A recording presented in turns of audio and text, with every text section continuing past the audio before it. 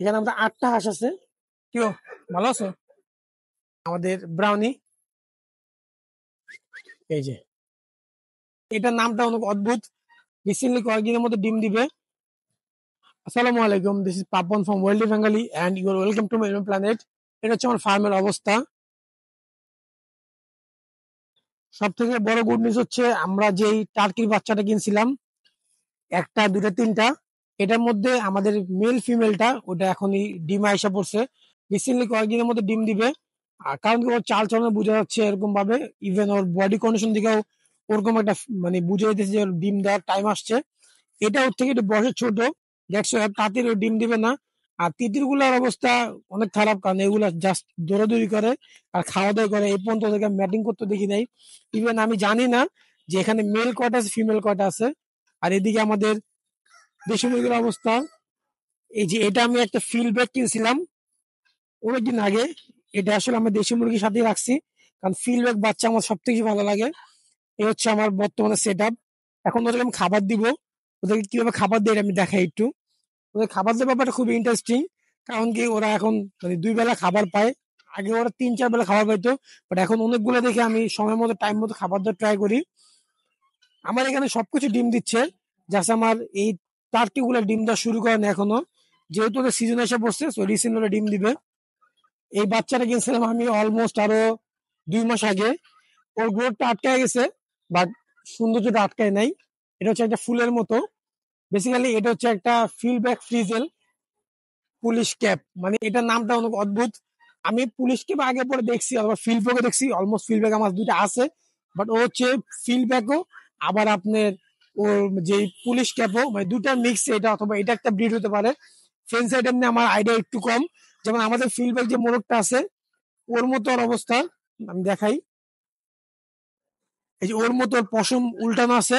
But or different হলো যে ওর এখানে আপনার মানে মাথার উপরে একটা ক্যাপের মতো আছে, এটা পুলিশ ক্যাপ বলে।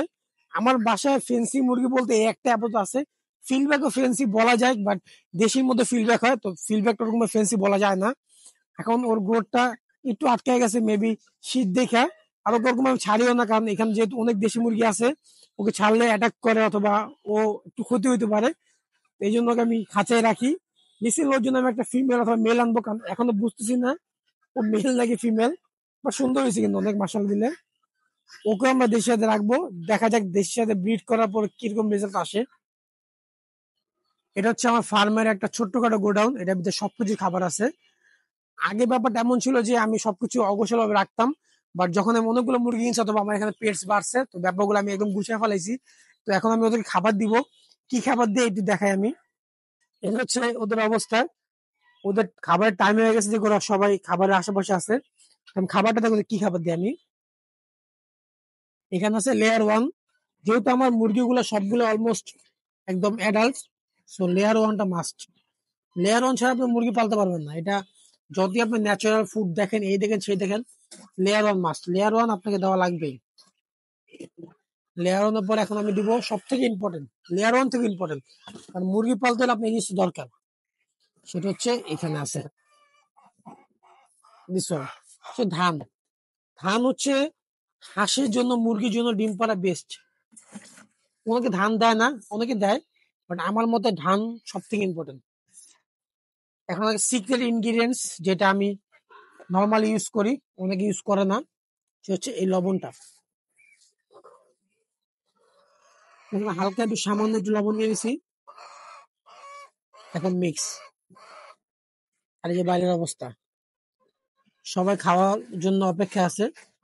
কারণ সে ব্যাপারটা স্বাভাবিক না, যে যদি আপনি 2 বেলায় খাবার পান দিনে, তো আপনি তো খাবারের জন্য অপেক্ষা করবেনই। এখন যখন খাবারটা দেই, ওরা কি সুন্দর খাবারটা খাই দেখেন।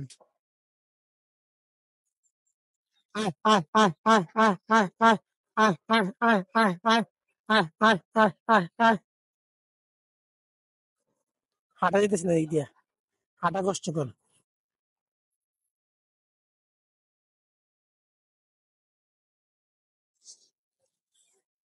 এখানে আসলে আমার গ্যাঞ্জাম বেশি হয়,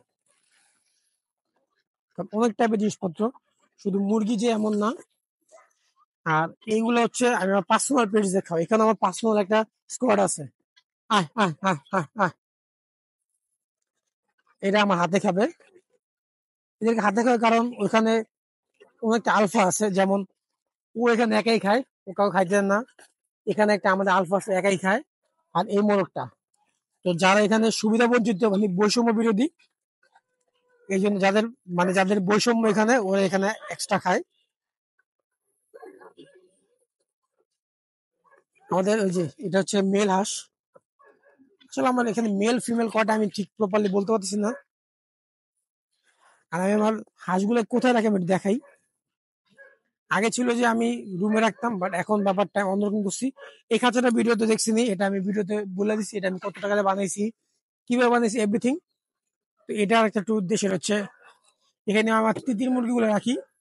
এই যে তিতিরের পশম এখানে আছে। এখানে আমি আলফাকে রাখি, জাস্ট আলফা, জাস্ট আলফার পশম দেখবেন আপনি। এখানে হচ্ছে আমার দেশি মুরগি মিক্স করা থাকে, এখানে আমার দেশি মুরগি মিক্স করা থাকে, আর এখানে আমার হাঁস থাকে। আর এই জায়গাটা হচ্ছে আমরা আমাদের টার্কি গুলা রাখি, কারণ টার্কিদের প্লেস বড় লাগে, সো ওদেরকে এরকম প্লেস দেওয়া লাগে। টার্কির জন্য আমি এখানে দিয়ে রাখছি। ও আজকে 2-3 বার বসছে, মেবি 2 একদিনের মধ্যে ডিম দিয়ে দিবে। টার্কি আমি এর আগে পালি নাই, বাট রিসেন্টলি আমি টার্কি পালা শুরু করছি। আর এটা হচ্ছে আমাদের সলিড, সরি এটা হচ্ছে আমার ছাপ্পা, আর এটা আমাদের সলিড। ও আটকে গেছে, ওকে একটু খুলে দিয়ে আগে। দাঁড়াও দাঁড়াও দাঁড়াও, ও একটু অ্যাটাকিং হয়েছে এখন। আসো আসো আসো আসো।